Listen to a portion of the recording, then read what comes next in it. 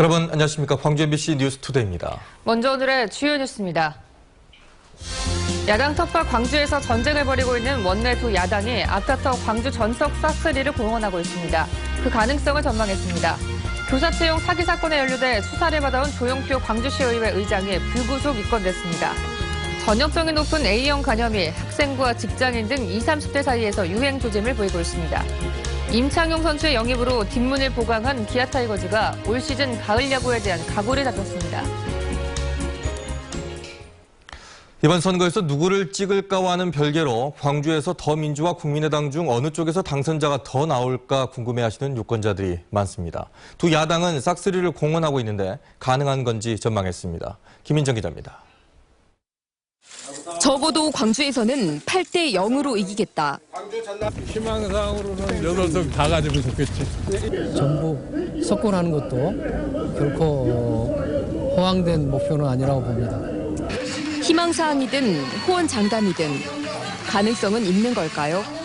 광주의 유권자들이 아마 전략적인 투표를 할 가능성이 높다. 그래서 8대 0까지는 아니겠지만 그에 근접하는 선택이 이루어질 가능성이 매우 높다고 보여집니다. 전략적 선택의 기준은 총선 이후 정권 교체 가능성이 될 것으로 보입니다. 제가 보기에는 여전히 1차적으로 정권 교체를 할 수 있느냐, 거기에 도움이 되느냐, 그 부분이 전략적 선택의 기준이 된다라고 생각을 하고요. 두 야당이 호남 자민련이다, 패권 정당이다라며 서로를 공격하고 우리가 야당의 적통이다라고 앞다퉈 주장하는 배경에도 민심을 움직이려는 전략이 깔려 있습니다.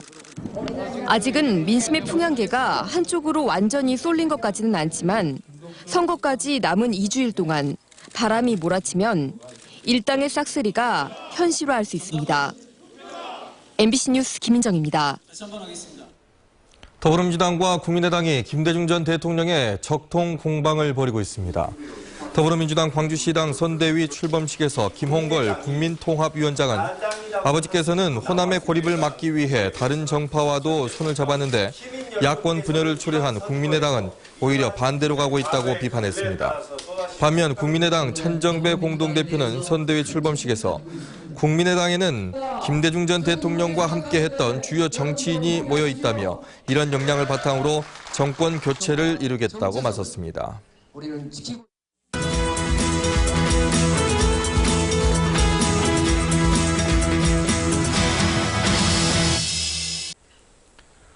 광주 북구갑 선거구에서는 선후배 변호사가 국회의원 자리를 놓고 경쟁하고 있습니다. 직업은 같지만 대두적인 이력 때문에 대결이 더 흥미롭습니다. 윤근수 기자입니다. 신참 변호사와 고참 변호사, 정치 신인과 중고 신인, 전략 공천과 경선 통과로 공천을 받은 두 후보 가운데 유권자들은 누구를 선택하게 될까요? 만 나이 35살의 젊은 변호사인 더불어민주당의 정준호 후보는 깜짝 카드로 발탁됐습니다. 당장은 얼굴 알리기에도 바쁜 게 사실이지만 젊고 새로워 보인다는 게 강점입니다. 전략 공천에 대한 거부감을 이겨내고 신인의 패기와 비전을 보여줘야 한다는 숙제도 안고 있습니다. 젊고 패기 있고 힘있는 젊은 후보를 뽑아서 중앙으로 보내주시면 분명히 광주는 민주화의 광주 정치의 중심으로 우뚝 설 것입니다. 국민의당의 김경진 후보는 북구갑 선거구에서만 3번째 출마하지만 정당의 공천을 받은 건 이번이 처음입니다. 참신함이 상대적으로 떨어져 보이는 반면에 정치 평론등으로 다져진 노련함이 강점입니다. 정치를 시작한 뒤 10년 동안 탈당과 당적 변경이 잦았던 점은 극복해야 할 걸림돌입니다. 푸대접 받고 있는 호남 사람들이 대접을 받는 그런 세상을 만들겠습니다. 그리고 우리 아이들 졸업하고도 취업하는 그런 세상 만들겠습니다. 민중연합당의 장세레나 후보는 여성운동가 출신답게 여성과 보육 문제 등의 공약으로 유권자들의 표심을 자극하고 있고, 무소속의 박대우 후보는 민생은 외면한 채 분열하고 있는 두 야당을 심판해달라며 틈새를 파고들고 있습니다. 여성 정책 전문가 민중연합당 장세레나입니다.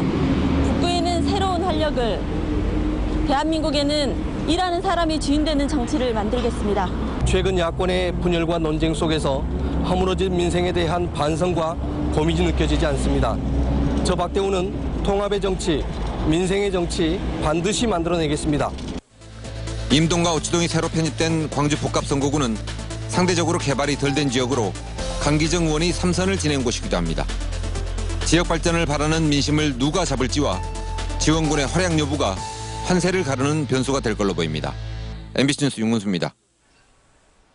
오늘은 올 들어 가장 따뜻한 하루가 예상됩니다. 광주와 나주, 화순이 23도까지 오르면서 지난 3월 17일 중순의 기록보다 경신할 것으로 보입니다. 다만 아침에는 짙은 안개는 주의하셔야겠는데요. 현재 해남의 가시거리가 90m, 장흥 360m로 시야가 무척 답답한 상태입니다. 또 광주에도 옅은 안개가 껴있는데요. 이 안개는 기온이 오르면서 거치겠고 낮 동안에 맑고 따뜻한 봄 날씨가 이어지겠습니다. 출근길 기온입니다. 영광 6.4도, 나주 5.9도로 따뜻하게 시작하고 있고요. 한낮에도 어제보다 6도에서 많게는 8도가량 더 오르겠습니다. 곡성 구례 23도, 광양도 23도까지 오르겠습니다. 날씨였습니다. 더불어민주당과 국민의당이 야당의 적통 논란을 벌이고 있는 사이에 유권자들의 관심을 받고 있는 정당이 있습니다. 네, 요즘 지지율 반등세를 보이고 있는 정의당 얘기인데요. 광산과 국회의원에 도전하고 있는 정의당 나경채 후보 나와 계십니다. 안녕하십니까? 네, 반갑습니다. 네, 요즘 정의당의 지지율이 상승 곡선을 그린다는 보도들이 많이 나오고 있습니다. 그 이유가 어디에 있다고 보십니까? 우선은 그럴 때가 되었다고 생각합니다. 우리나라 부자 1%가 전체 국부의 26%를 소유하고 있습니다. 10%는 66%를 소유하고 있다는 말인데요. 그렇다면 대한민국 90%의 국민이 34%의 부밖에 가지고 있지 못하다는 의미입니다. 이런 극심한 불평등의 시대에 정의당과 같은 진보정당이 국민의 기대를 받는 것은 당연하고 그럴 때가 되었다고 봅니다. 무엇보다도 젊고 정직하고 성실한 정의당의 후보들이 전국을 누비고 있습니다. 광주만 하더라도 서구갑의 장화동 후보와 강은미 후보, 또 광산갑의 저 나경채, 광산을의 문정은 후보 모두 젊고 유능하고 서민들 편에서 그동안 열심히 일해왔다고 평가받는 후보들입니다. 네. 네, 하지만 더불어민주당과 국민의당의 경쟁에 묻혀서 정의당 후보의 지역구 가능성이 선거 당선 가능성이 낮아질 것이다, 높지 않을 것이다 이런 얘기가 나오고 있는데요. 야권 연대를 주장하는 것도 이런 상황과 관련이 있을까요? 그런 면도 일정 부분은 있습니다. 그렇지만 그보다는 민주주의와 민생 관련 현안들, 그러니까 노동계약, 테러방지법, 국정교과서 반대 등에 대해서 그동안 야당들이 일정하게 궤를 같이 해왔기 때문에 네. 새누리당에 대항하는 야권연대를 하지 않는 것이 오히려 이상해 보입니다. 국민들에게 설명하기 어려운 상황이라고 말씀드릴 수밖에 없습니다. 이전 투구라고 볼 수밖에 없는 것이죠. 그런 면에서 야권연대는 반드시 되어야 하고 또 되게 하기 위해서 정의당이 최선의 노력을 다하고 있다 이렇게 말씀드리고 싶습니다. 네, 뭐 이쪽에서는 뭐 더민주와 국민의당의 경쟁 때문에 뭐 연대는 거의 없을 것으로 보이고 타 지역도 뭐 창원에서의 그런 연대, 네. 뭐 후보들 개인들 간의 연대는 있을지언정 전체적인 뭐 연대는 없을 것 같은데 그 가능성은 어떻게 보십니까? 그것은 더민주당과 국민의당이 그동안 8년 동안 이어진 새누리당의 독주를 막고 정권을 교체하려는 의지가 얼마나 절박한지에 따라서 달려 있다고 생각합니다. 저는 국민들의 절박함은 충분하다고 생각합니다. 다만 두 당의 절박함이 그 정도가 되느냐가 문제라고 보는데요. 이런 상황을 타개하기 위해서 야권의 단결은 필수적입니다.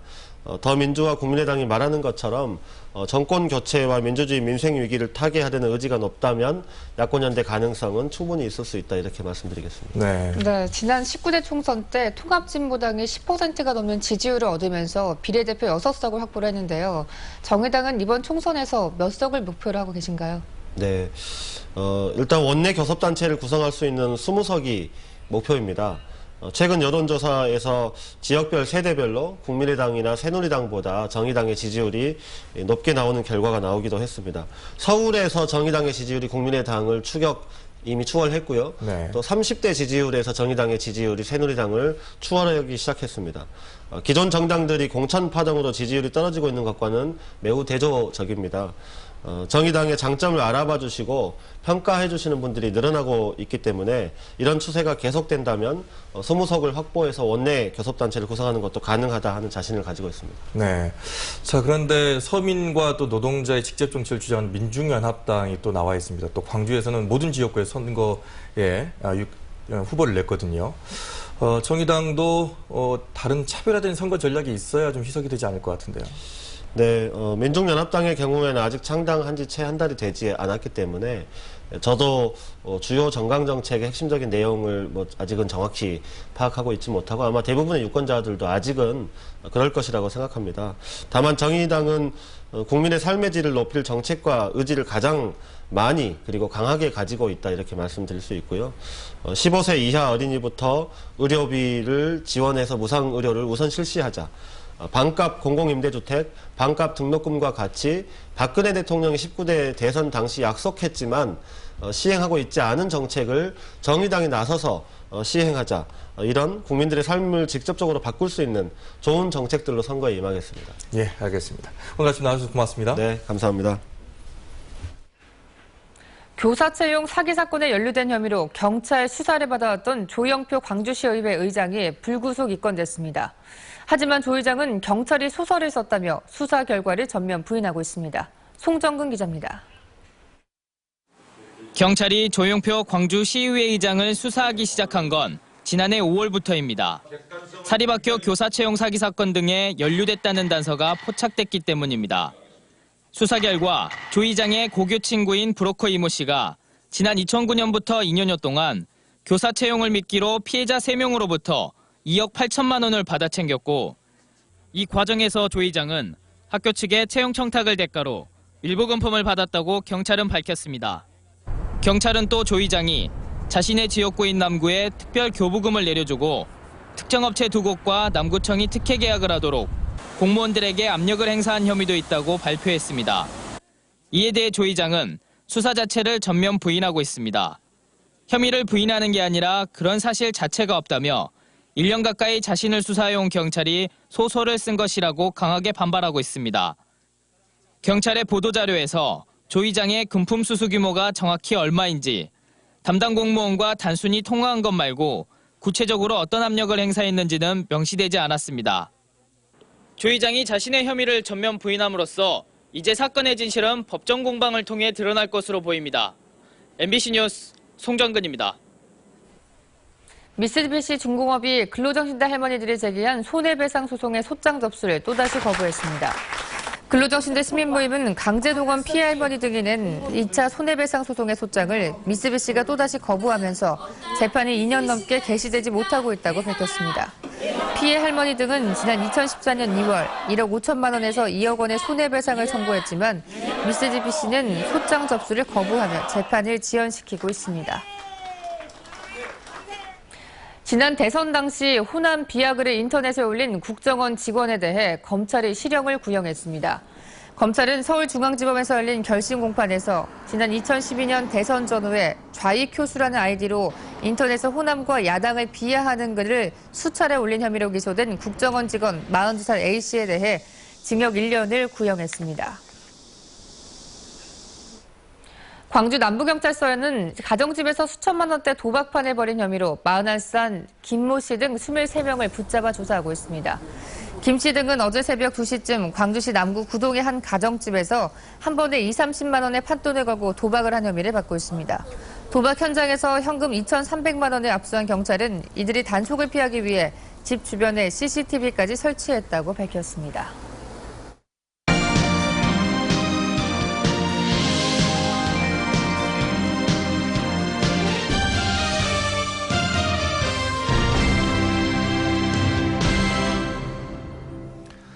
시즌 개막을 마산에서 원정 경기로 치르는 기아 타이거즈가 어제 광주에서 선수단의 안전과 선전을 기원하는 고사를 지냈습니다. 김철원 기자가 기아의 올 시즌을 전망했습니다. 144게임 치르는 동안 부상 없기를, 5강 이상의 성적을 내 가을 야구를 할 수 있기를 바라는 마음을 담아 절을 올립니다. 기아 챔피언스 필드. 제 개인적인 목표보다 올해는 팀을 위해서 좀 더 열심히 달릴 생각이고. 지난해 5강 싸움을 벌이다 뒷심이 부족해 막판에 포스트 시즌 진출에 실패한 기아 타이거즈. 이번 겨울 체력 훈련과 웨이트 트레이닝을 통해 선수층을 강화하는 데 힘써온 김기태 감독은 그래서 시범 경기에서 두각을 나타낸 선수들이 반갑습니다. 김주영 선수, 김다운 선수, 제 안에서 굉장히 오랜 했던 곽정철 선수, 또 한기주 선수 등이 굉장히 돋보였는데 시즌도 기대됩니다. 예. 강력한 선발 투수진에 비해 마무리가 고민이었지만 임창용의 가세로 이런 고민도 어느 정도 덜 수 있게 됐습니다. 귀국 후 곧바로 광주로 내려온 임창용은 동료 선수들과 팬들의 기대에 부응하도록 열심히 몸을 만들어 놓겠다고 말했습니다. 징계 기간이 남아있기 때문에 저한테는 시간이 아직 한 3달 정도 남은 걸로 알고 있고, 그러니까 그 기간 동안 최대한 잘 만들어서 좋은 모습 보여줄 수 있도록 하겠습니다. 지난해 한국 시리즈 우승을 놓고 다툰 두산과 삼성, 여기에 전력 보강을 두텁게 한 NC와 한화, 롯데 등이 5강으로 꼽히는 게 현실. 기아의 가을 야구는 지난해 10개 구단 중 꼴찌였던 타격이 어느 정도나 살아날지에 달렸습니다. 포스트 시즌에만 진출한다면은 선발진이 강한 기아가 의외로 좋은 결과를 낼 수도 있지 않겠느냐 하는. 기아 타이거즈는 4월 1일 마산에서 NC와 개막전을 치른 뒤 광주에서는 4월 5일 LG를 상대로 홈 개막전에 나섭니다. 개운의 갈고 닦은 실력을 보여줄 시즌 개막이 코앞으로 다가왔습니다. 포스트 시즌 진출이라는 1차 목표를 달성할 수 있기를 팬들은 간절히 바라고 있습니다. MBC 뉴스 김철원입니다.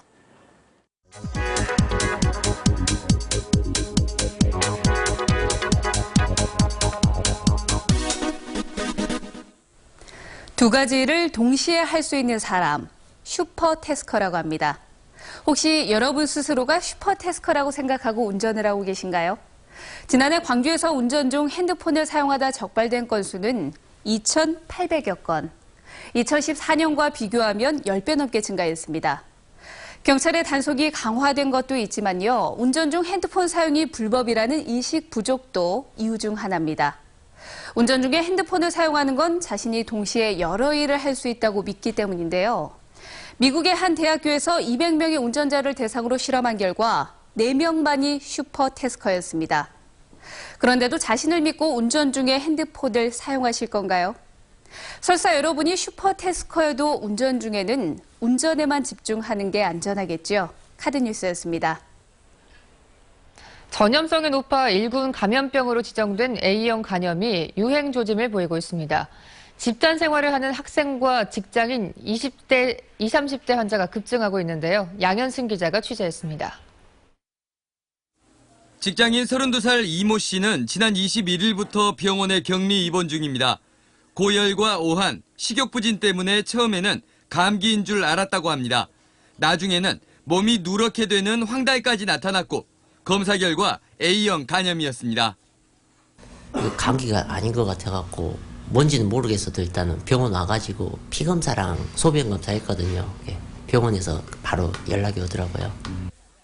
전남의 A형 간염 환자는 이달 들어 급격하게 늘어 단 석 달 만에 지난해 전체 환자 수에 육박하고 있습니다. 목포와 순천, 무안 등의 순으로 A형 간염 환자가 많았습니다.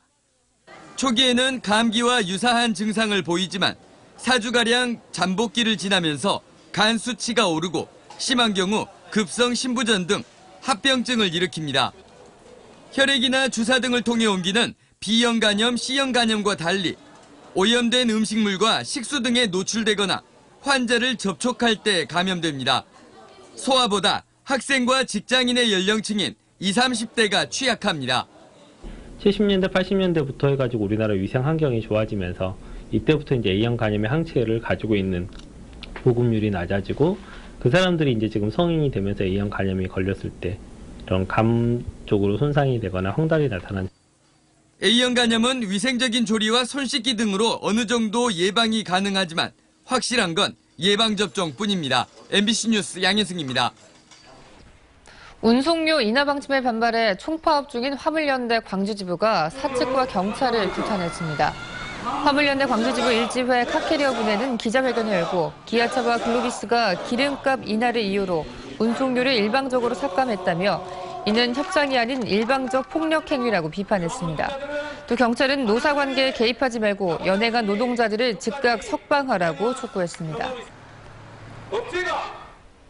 국가인권위원회 광주인권사무소가 국가기관이나 각급 학교의 장애차별 사건 등으로 범위를 넓혀 진정조사를 시행합니다. 광주인권사무소는 하반기에 아동권리 모니터링단과 장애인차별금지법 모니터링단을 운영해 올 연말쯤에 결과를 발표할 예정입니다.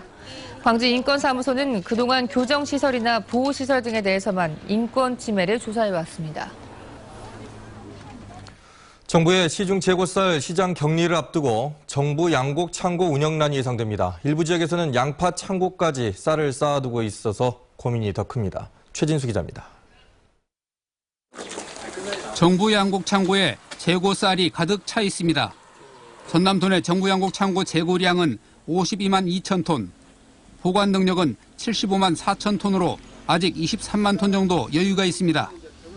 하지만 실제 생산 연도별, 등급별 등의 관리 기준에 따라 보관할 수 있는 양은 4분의 1 이하로 줄어듭니다. 실제 창고별로 이제 보관 가능한 실제 량을 보면 시군별로 집계를 보면 약 5만 톤 전후로 그 정도로 나오고 있습니다. 정부가 재고쌀 15만 7천 톤을 사들여 시장에서 격리하게 되면 전남 도내 배정량 4만 5천 톤을 겨우 채울 수 있습니다. 그나마 이 같은 계산은 가공용 수입쌀을 뺀 것으로 일부 농협은 자체 수미한 쌀을 양파 창고에까지 쌓아두고 있습니다. 또한 마늘, 보리 등 다른 작물 수확기가 되면 창고난은 더욱 심해질 전망입니다. 이 농협은 오는 6월에 양파를 수매해야 하는데 당장 저온 창고 안에 있는 쌀을 처분할 방법이 없어 고민입니다. 먼저 농가 보유 물량 2만 개 정도는 일단 비축 수매 초과 격리에 응해야 될 걸로 이렇게 돼 있고요. 저희 보시다시피 저희 자체고 재고 물량도 지금 한 6만 개 정도 남아있는 상태거든요. 정부는 사들인 쌀을 보관할 정부 양곡 창고가 부족하면 일정 기간 낙찰 농협이나 미곡 처리장 등에 쌓아둘 예정이어서 관리도 허술해질 것으로 우려됩니다. MBC 뉴스 최진수입니다. 전진숙 광주시 의원은 광주시장과 교육감이 결식 학생을 없애기 위해 설립한 빛고울 결식학생 후원재단의 자산이 오는 2018년 바닥날 형편이라며 대책을 마련해야 한다고 주장했습니다. 전 의원은 후원재단 자산이 17억여 원에 불과해 시와 교육청이 5억 원씩을 출연해도 내후년 파산이 불가피하다며 다른 지역 사례를 토대로 대안을 찾아야 한다고 지적했습니다.